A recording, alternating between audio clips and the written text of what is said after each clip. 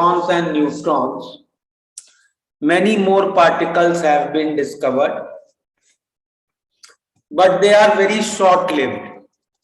Okay, they are extremely short-lived particles. Just 1 minute, let me clear the page.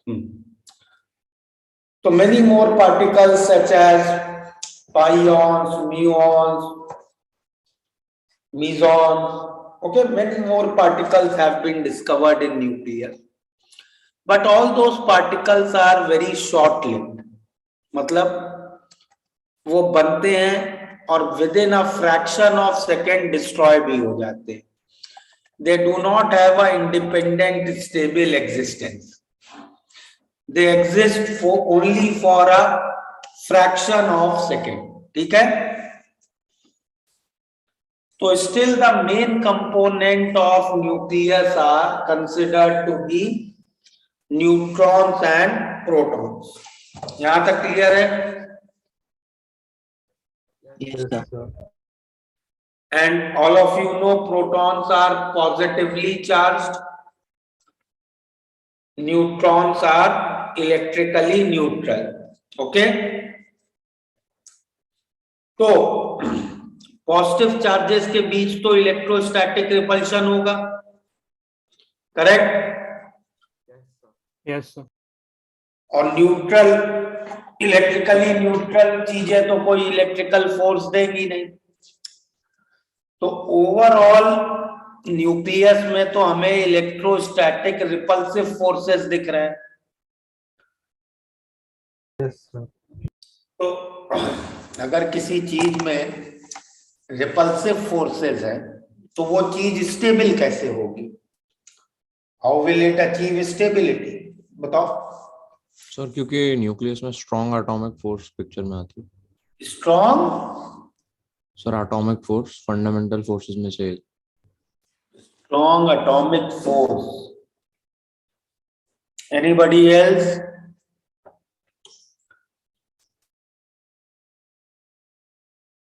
I will repeat my question. Inside nucleus we can see electrostatic repulsive forces. Yes or no? Yes, sir. And if we are observing repulsive forces, how come nucleus is stable?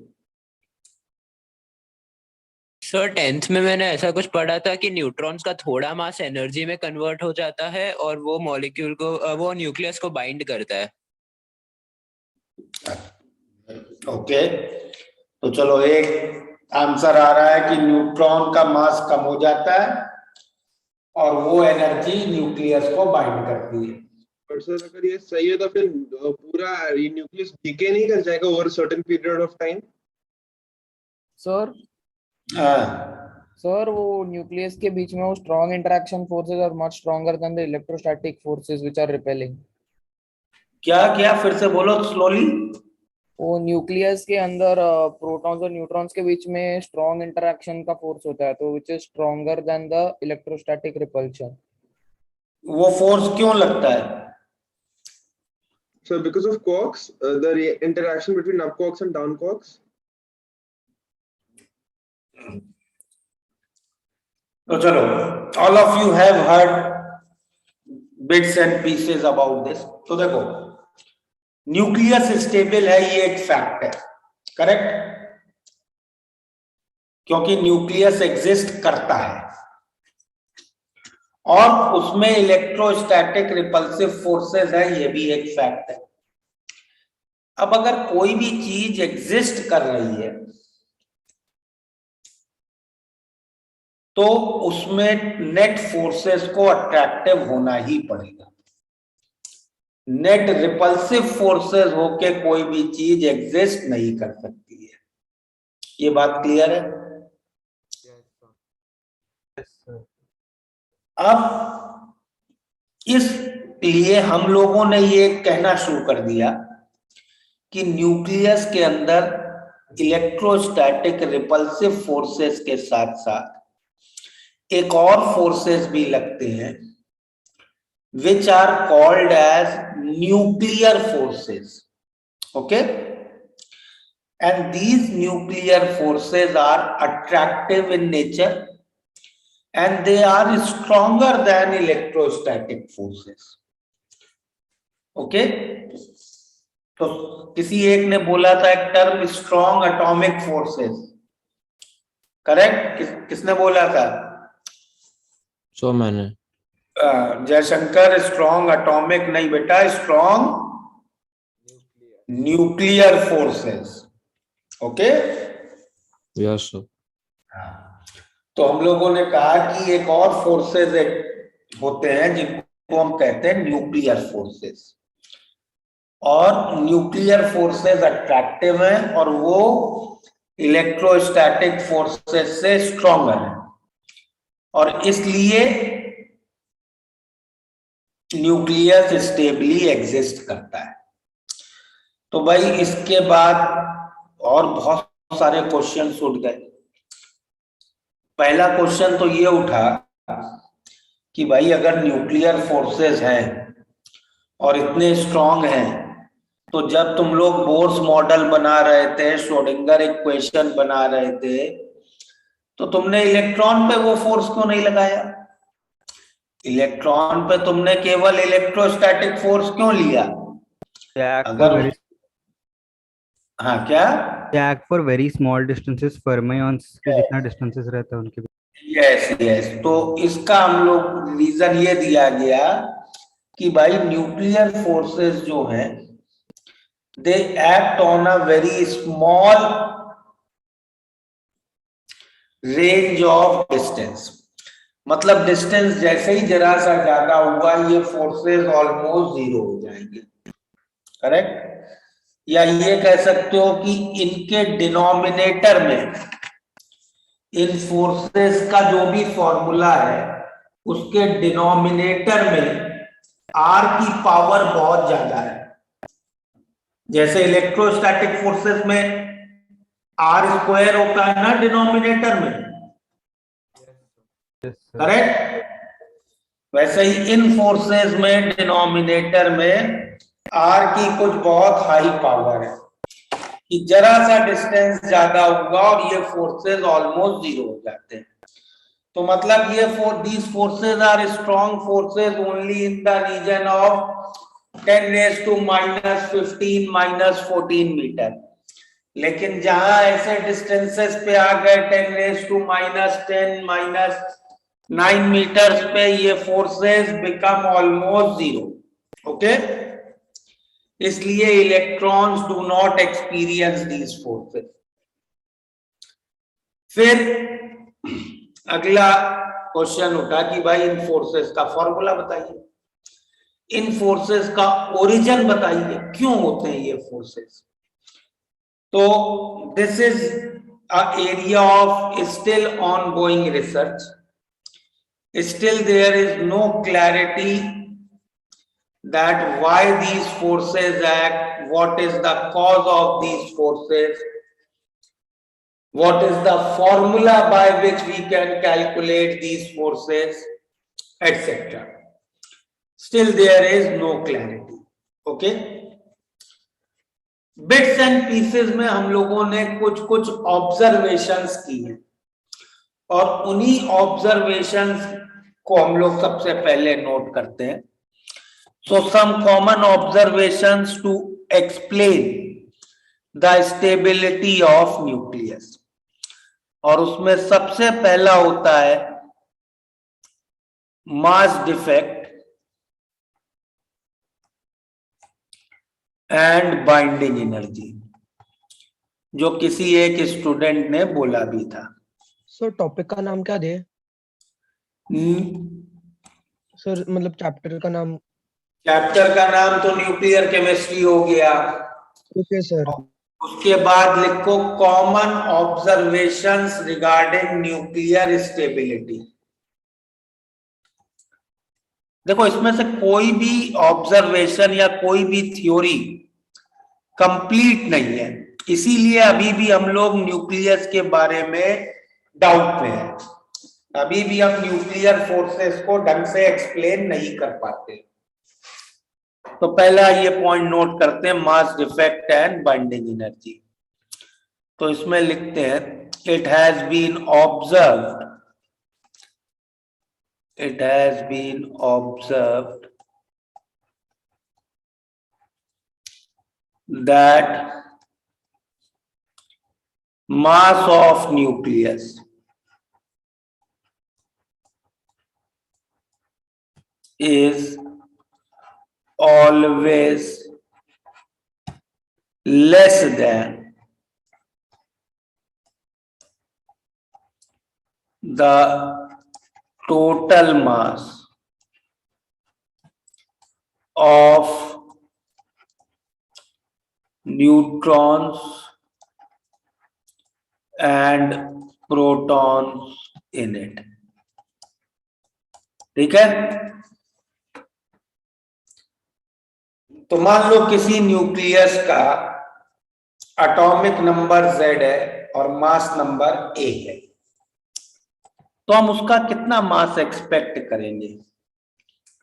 Atomic number Z है मतलब उसमें Z proton है, तो Z times mass of a proton, और mass number A है मतलब A minus Z neutrons है, तो A minus Z times mass of a neutron. ये हम एक्सपेक्ट करेंगे उस न्यूक्लियस का मास, करेक्ट? Yes, sir.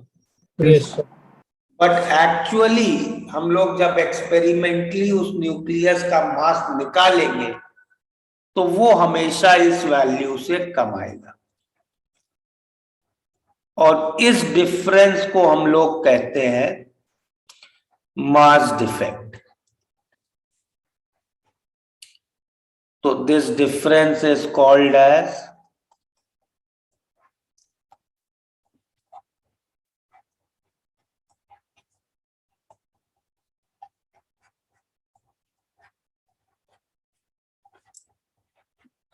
ठीक है,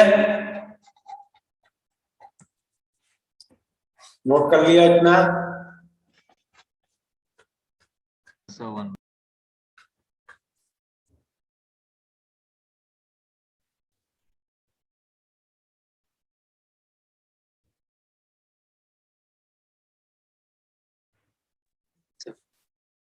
done?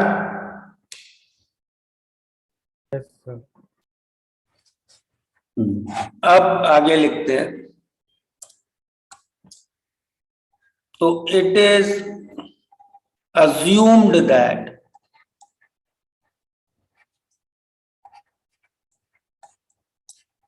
this much mass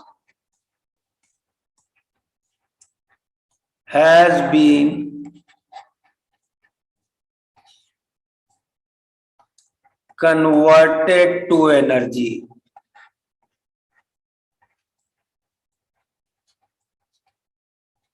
which is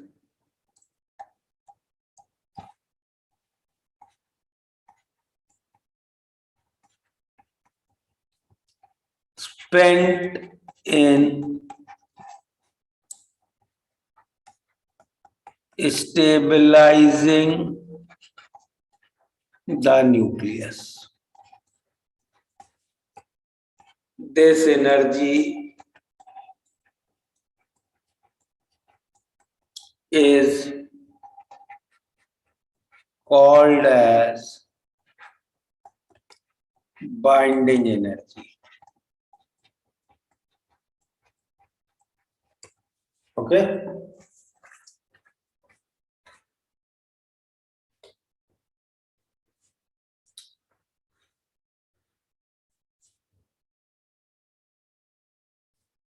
हो गया नोट? Yes. Yes, sir. तो बाइंडिंग एनर्जी क्या हो गई? जो भी मास डिफेक्ट आया उसको हम लोग c² से मल्टीप्लाई कर लेंगे। ठीक है? Okay? Yes, sir. Yes, sir. Now, Sorry. at level of nucleus हम लोग मास किस यूनिट में जनरली मेजर करेंगे? क्या होगा convenient unit? Atomic mass unit. AMU. AMU, atomic mass unit. But nuclear में हम लोग थोड़ा सा डिफरेंट चीज यूज करते हैं, जिसको हम लोग कहते हैं अब लेटर यूनिफाइड मास यूनिट, जिसको हम स्मॉल u से डिनोट करते हैं। और 1 U is almost equal to 1 AMU। Okay, तो बस एक नया नाम अब दे दिया है, यूनिफाइड मास यूनिट। तो अगर हमने मास डिफेक्ट U में निकाल लिया, अब बाइंडिंग एनर्जी कैलकुलेट करनी है तो क्या करना पड़ेगा? पहले तो उस U को किलोग्राम में कन्वर्ट करूं, SI यूनिट में लाऊं, फिर C की वैल्यू मल्टीप्लाई करूं C² SI यूनिट में, उससे हमें बाइंडिंग एनर्जी जूल में मिलेगी। और फिर उस बाइंडिंग एनर्जी को we can convert to electron volt, because वो ज्यादा कन्वीनियंट यूनिट होगा। तो ये सब कैलकुलेशन बार बार करने में हम लोग टाइम नहीं वेस्ट करेंगे। तो इसका एक कैलकुलेशन शॉर्टकट याद रखेंगे कि 1 U को तुम केजी में कन्वर्ट करो, C² से मल्टीप्लाई करो, फिर जो जूल में एनर्जी मिली उसको इलेक्ट्रॉन वोल्ट में कन्वर्ट करो। ये सब प्रोसेस के बाद 1 U का जो एनर्जी इक्विवेलेंट आएगा that will be 931.5 mega electron volt. ठीक है, तो डायरेक्टली ये कैलकुलेशन शॉर्टकट हम लोग यूज करेंगे फॉर कैलकुलेशन। ओके, यस ठीक है, आगे लिखते हैं। It has been, U means unified mass unit. It has been observed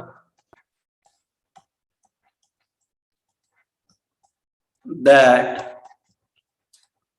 binding energy per nucleon for most of the stable nuclei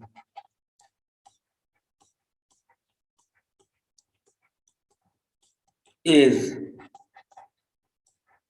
greater than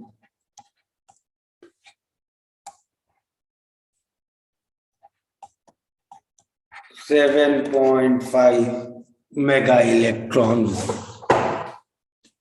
note कर दो।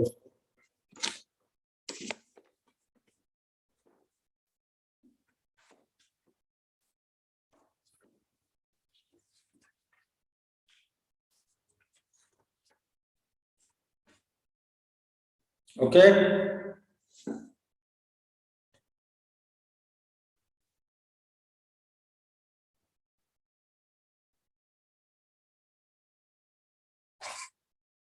कर लिया नोट? Yes sir. यस तो अगर तुम एक ये ग्राफ बनाओ, बाइंडिंग एनर्जी पर न्यूक्लियॉन का मतलब क्या है?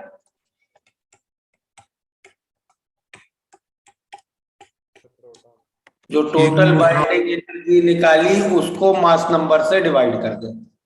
ठीक है, ओके,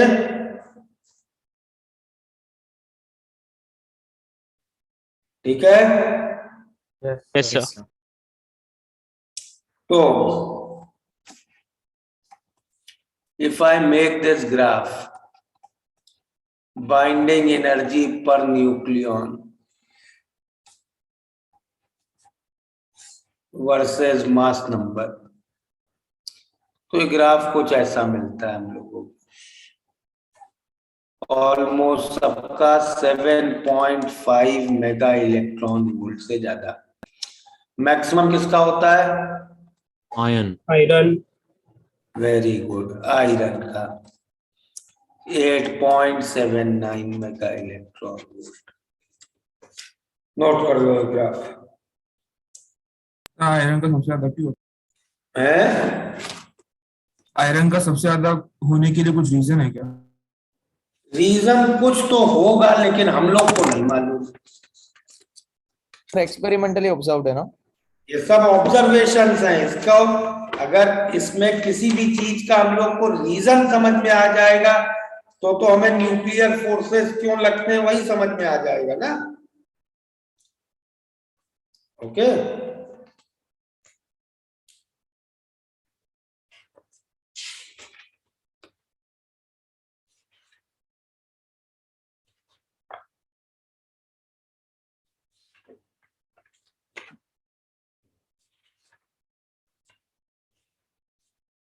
हो गया, नोट कर लिया।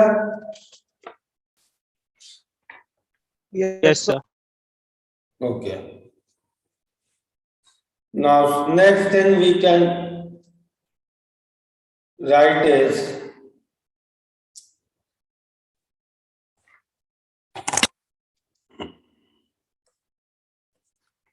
N by P ratio.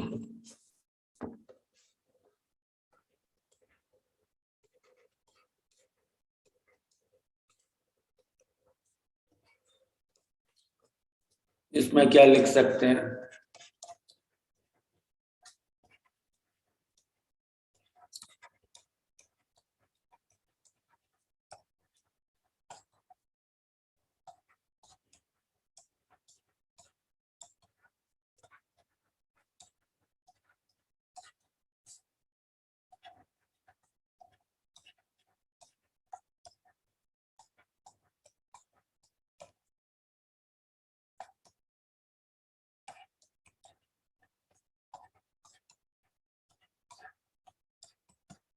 Note कर लो।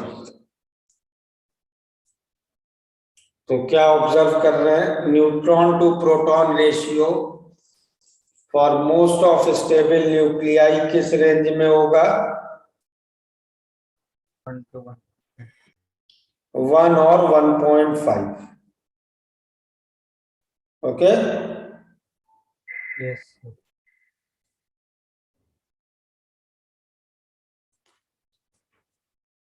तो इफ यू ऑब्जर्व जो लाइटर न्यूक्लियाई है, स्टार्टिंग एलिमेंट्स जो है पीरियोडिक टेबल के,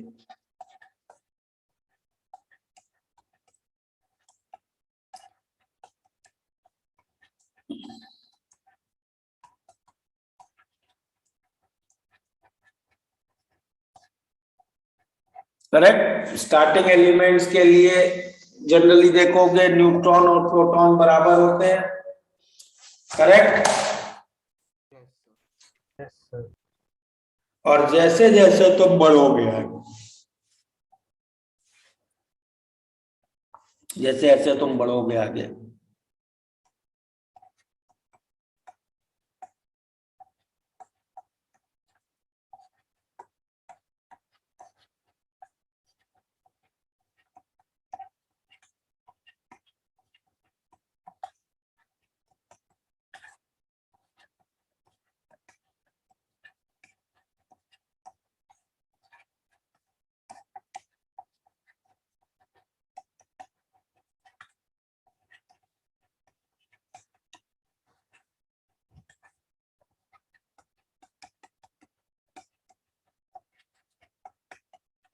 ठीक है।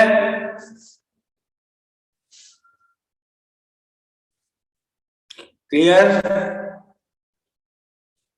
Yes, sir. तो अगर हम लोग एक ऐसा ग्राफ बनाएं,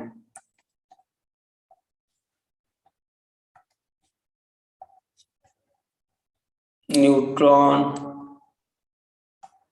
टू प्रोटॉन,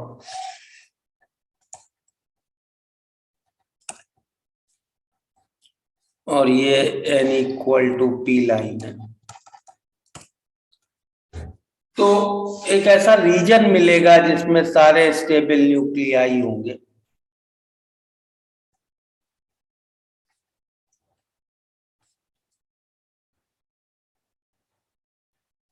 ओके ऐसा एक रीजन मिलेगा जिसमें सारे स्टेबल न्यूक्लियाई आएंगे।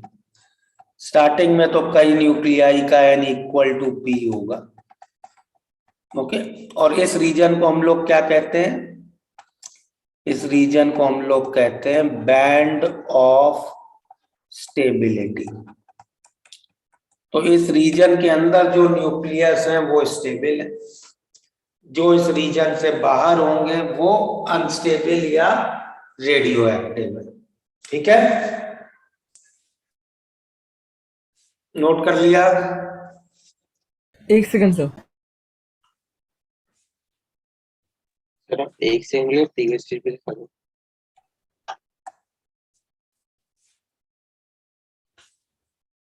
डन।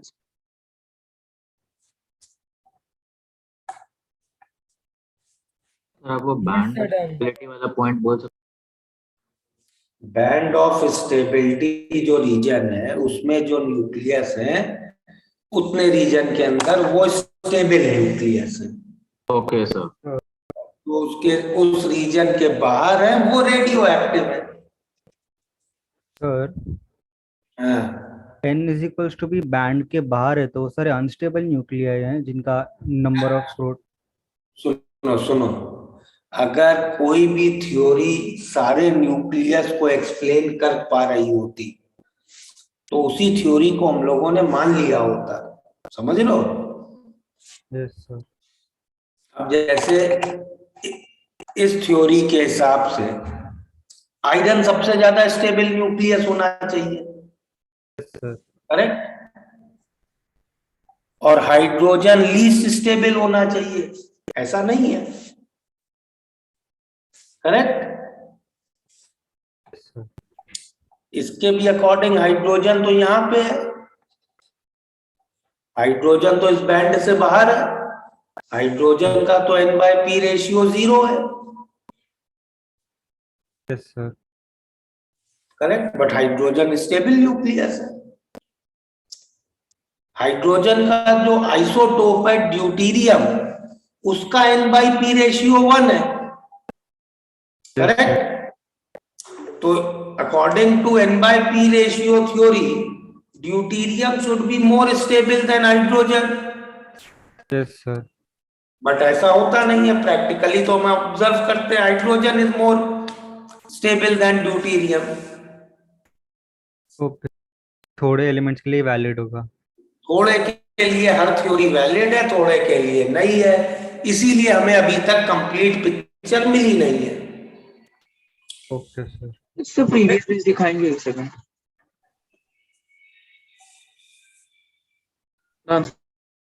बैंड ऑफ स्टेबिलिटी का ग्राफ जो होगा वो मतलब कोई रेगुलर नहीं होगा ना, इररेगुलर ग्राफ होगा। नहीं है, वो स्लोप्स बदलते जा रहे हैं थोड़ी थोड़ी देर बाद, इसलिए मैंने कर्व बनाया है।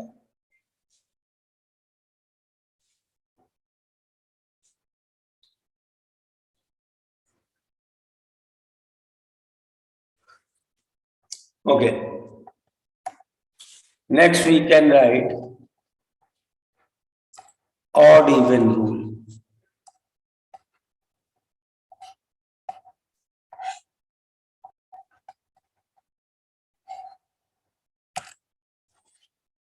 एक और कॉमन ऑब्जर्वेशन है,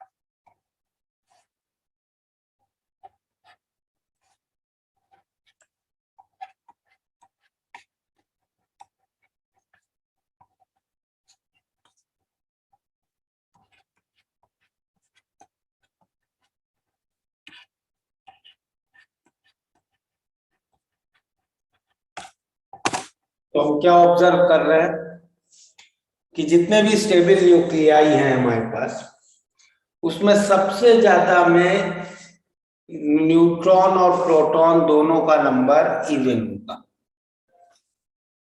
और सबसे कम में न्यूट्रॉन प्रोटॉन दोनों का नंबर ऑड होगा। ओके, ये तुम लोगों ने पीरियोडिक टेबल में देखा भी होगा।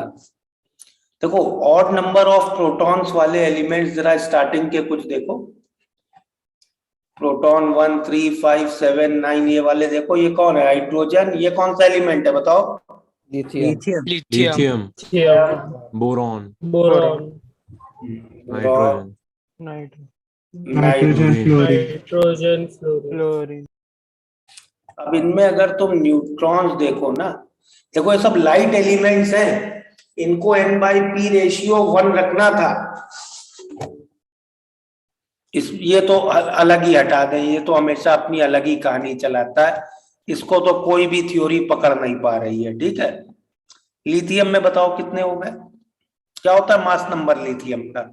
7, 4 न्यूट्रॉन्स।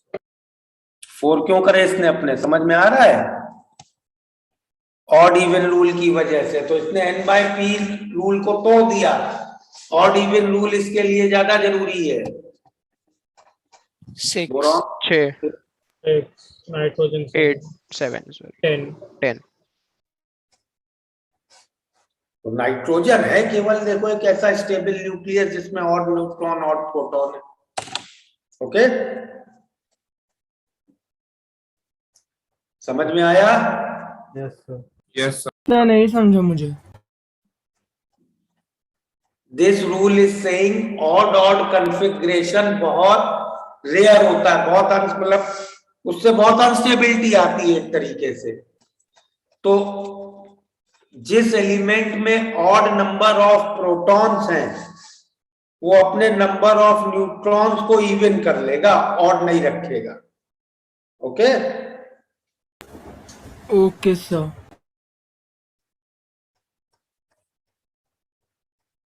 सर बट इनका n/p रेशियो भी तो बैंड के अंदर ही आ रहा है। बैंड के अंदर आता है, लेकिन लाइट एलिमेंट्स के लिए n/p रेशियो 1 पे ज्यादा स्टेबिलिटी है। Okay sir.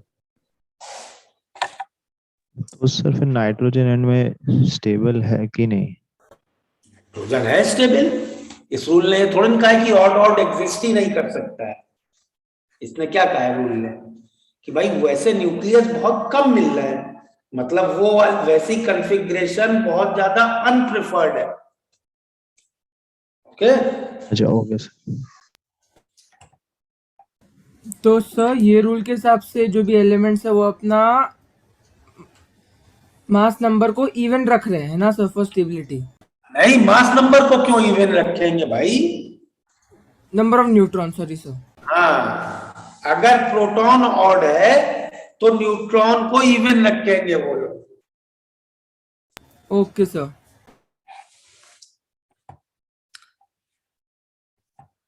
फोर्थ,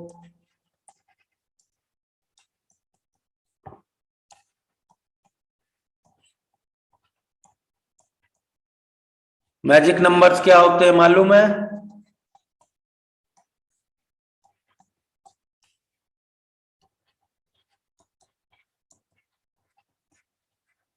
ओके, तो क्या ऑब्जर्व करते हैं हम लोग कि ऐसे न्यूक्लियस जिसमें इतने न्यूट्रॉन्स या इतने प्रोटॉन्स हो, वो न्यूक्लियस एक्सेप्शनली बहुत ज्यादा स्टेबल हो जाते हैं। ओके, तो क्या लिख लें?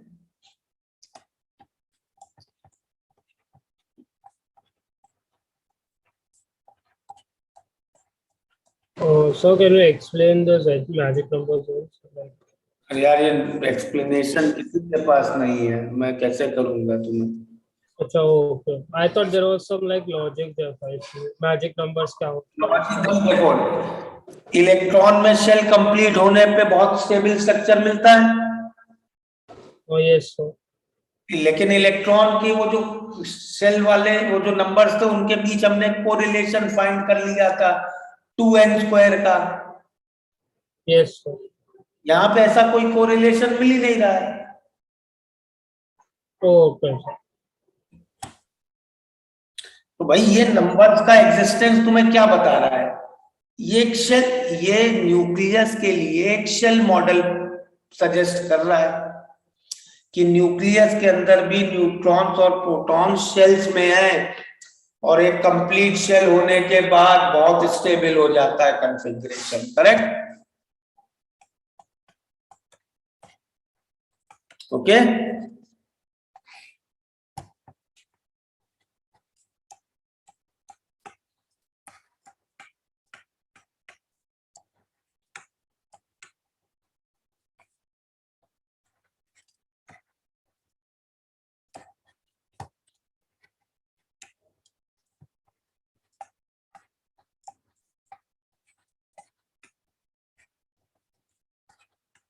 ये मतलब ये एक रैंडम नंबर्स है ना, इनमें कोई रिलेशन नहीं है ना? कोई रिलेशन।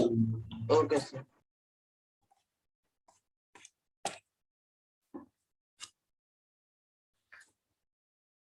तो ये जहां मिलते हैं जिन न्यूक्लियस में इतने न्यूट्रॉन या इतने प्रोटॉन होते हैं, वो एक्सेप्शनली बहुत ज्यादा स्टेबल होते हैं।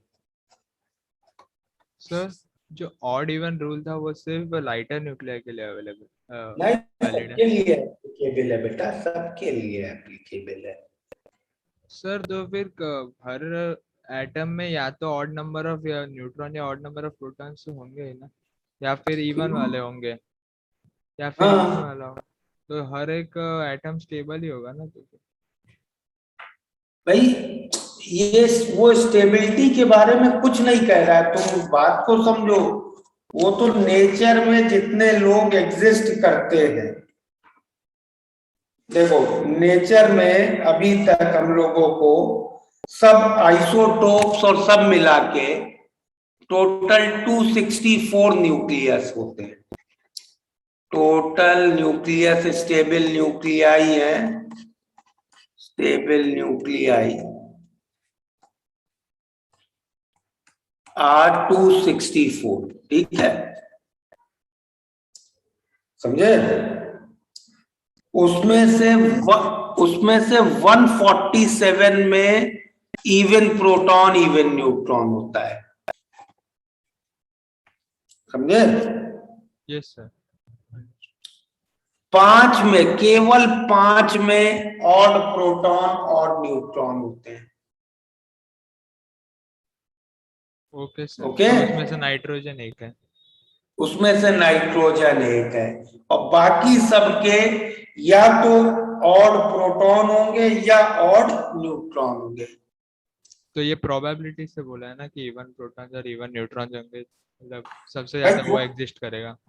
नहीं नहीं, ये तो हमारे पास फैक्ट है कि सबसे ज्यादा स्टेबल न्यूक्लियाई में इवन प्रोटॉन इवन न्यूट्रॉन है। तो इससे हम ये सोच रहे हैं कि भाई इवन इवन कॉन्फ़िगरेशन से कुछ स्टेबिलिटी आती होगी ना, तभी तो सब लोग वो करना चाहते हैं। Okay sir. Okay? Yes sir. कितने होंगे? 112 ये होंगे। सही है ना? 250 250। हाँ।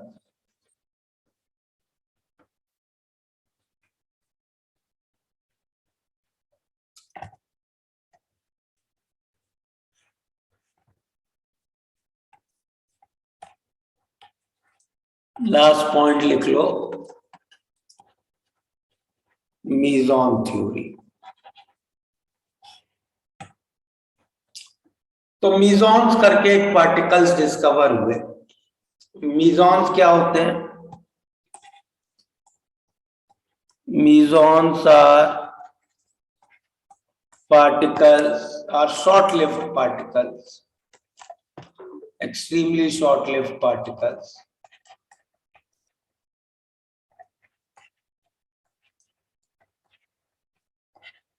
found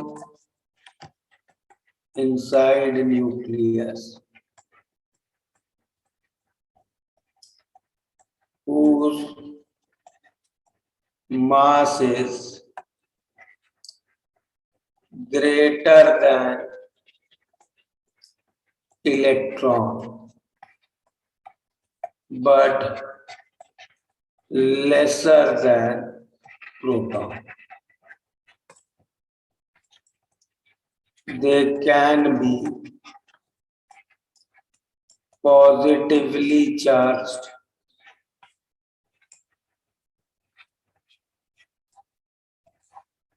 negatively charged और न्यूट्रल. ठीक है.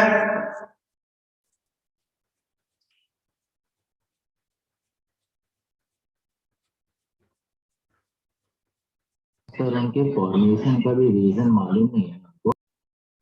क्या सर कि ये मेसॉन्स फॉर्म क्यों होते हैं इसका हमको रीजन मालूम है कि ये भी बस फैक्चुअल डेटा से प्रूव किया है? मीजॉन मतलब मीजॉन एक अकेली चीज नहीं है. न्यूक्लियस के अंदर ना अब तो मोर देन 100 पार्टिकल्स डिस्कवर हो चुके हैं.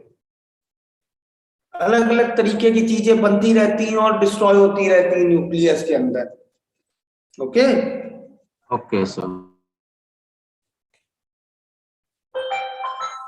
Just 1 minute.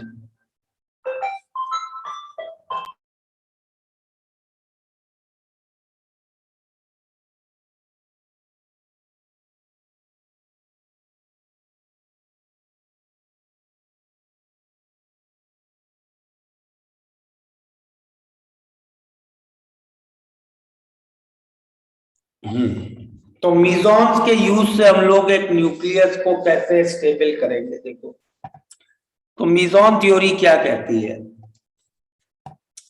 कि मान लीजिए न्यूक्लियस के अंदर 2 पार्टिकल्स हैं. ठीक है. मान लो एक न्यूट्रॉन और एक प्रोटॉन और ये पार्टिकल्स आके एक दूसरे से कोलाइड करते हैं. ओके. और इस कोलिजन में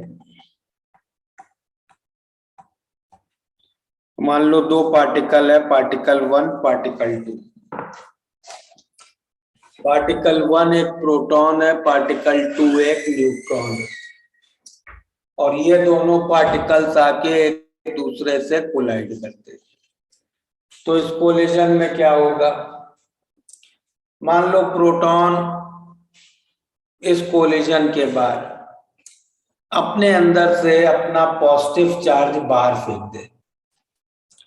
मतलब प्रोटॉन पार्टिकल 1 अपने अंदर से एक पाई प्लस मीजॉन को बाहर थ्रो आउट कर दे.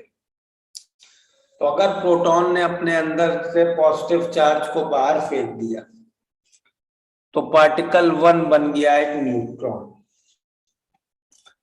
और meson is a very short lived particle. मतलब वो बना और उसको within a fraction of second destroy होना है. अब वो डिस्ट्रॉय कैसे हो. दूसरे में जाके अटैक. आसपास के किसी पार्टिकल को उसको कंज्यूम करना पड़ेगा. अब आसपास दूसरा कौन सा पार्टिकल है, पार्टिकल 2. पार्टिकल 2 इस मीजॉन को ले ले तो पार्टिकल 2 बन जाएगा एक प्रोटॉन. तो इवेंचुअली हुआ क्या इस पूरे काम में कि प्रोटॉन और न्यूट्रॉन एक दूसरे में इंटर कन्वर्ट हो गए. करेक्ट. समझ में आया. सर पर इसे स्टेबिलिटी कैसे प्रोवाइड होगी क्योंकि पॉजिटिव ये समझ में आया. प्रोटॉन और न्यूट्रॉन एक दूसरे में इंटर कन्वर्ट हो गए. Yes sir.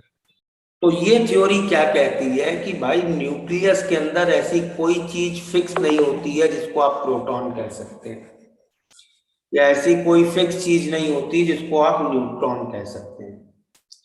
ये सब एक दूसरे में बहुत रैंडमली बहुत फास्ट प्रोसेस से इंटर कन्वर्ट होते रहते हैं और इस इतने फास्ट इंटर कन्वर्जन से there is a very large delocalization of charge and mass. Charge और मास का बहुत ज्यादा डीलोकलाइजेशन है, ठीक है। किसी एक पार्टिकल पे चार्ज फिक्स नहीं है, किसी एक पार्टिकल का मास फिक्स नहीं है। Mass and charge continuously keep on interfluctuating from one particle to another. तो such a big delocalization of charge and mass provides nucleus its stability, ठीक है। delocalization मतलब stability। So this is meson theory. So are these points regarding nuclear stability are clear? So at a time हम कभी कह नहीं सकते कि एक एटम में कितने प्रोटॉन है और कितने न्यूट्रॉन। नहीं, वो कह सकते हो, लेकिन क्या चीज प्रोटॉन है और क्या चीज न्यूट्रॉन है ये नहीं कह सकते। So, sir, pi plus meson is like a nuclear intermediate. Nuclear intermediate. Sir एक डाउट था। ओके, सर न्यूट्रॉन अपना कुछ नेगेटिव चार्ज क्यों नहीं निकालता, प्रोटॉन बनता, बस प्रोटॉन ही कैसे पॉसिबल? वो इस तरह भी हो सकता था, तो इस तरह बहुत पॉसिबिलिटी है ना। सेकेंड पार्टिकल ने अपने अंदर से एक पाई माइनस मीजॉन फेंक दिया, ये भी हो सकता है। Okay sir.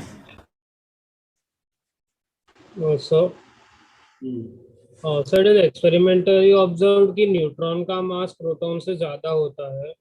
बेटा नहीं नहीं नहीं नहीं, रुको, वो अलग चीज है। एक्सपेरिमेंटली ऑब्जर्व किया है कि एक आइसोलेटेड न्यूट्रॉन का मास एक आइसोलेटेड प्रोटॉन से ज्यादा है। Yes sir.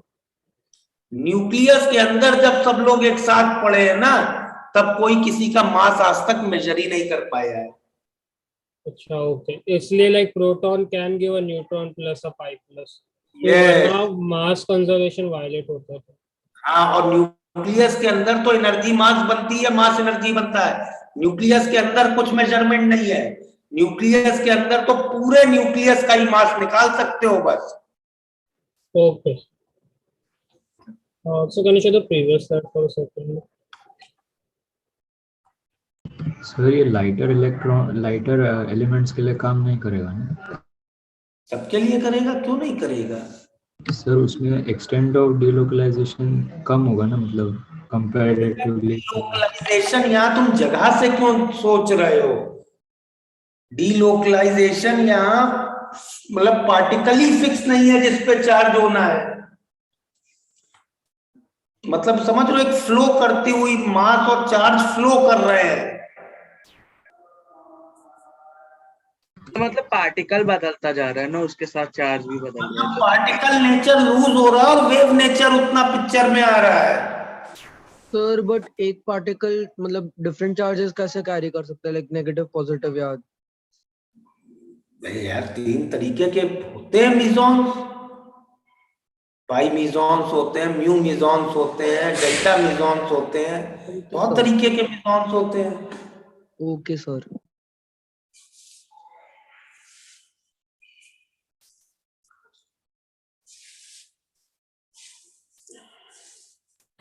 सर ऐसे इलेक्ट्रॉन भी मीजॉन्स बनाता है क्या?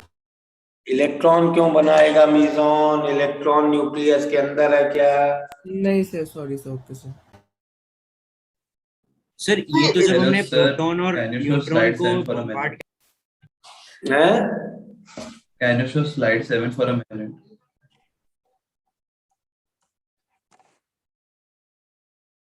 सर ये तो जब हमने प्रोटॉन और न्यूट्रॉन को बॉम्बार्ड किया तब वो मीजॉन निकला ना, पर हमने कुछ नहीं किया बॉम्बार्ड।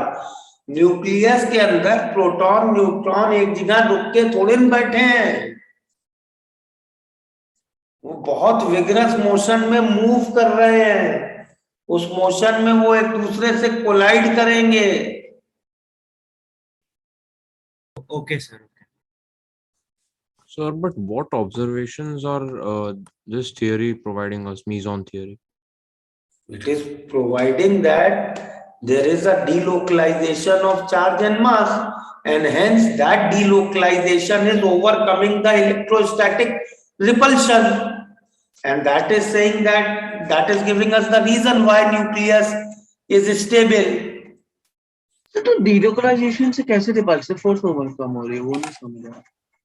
डीलोकलाइजेशन से स्टेबिलिटी आती है हमेशा। ये बेंजीन क्यों स्टेबल है? अच्छा ओके सर, वैसे समझ गए।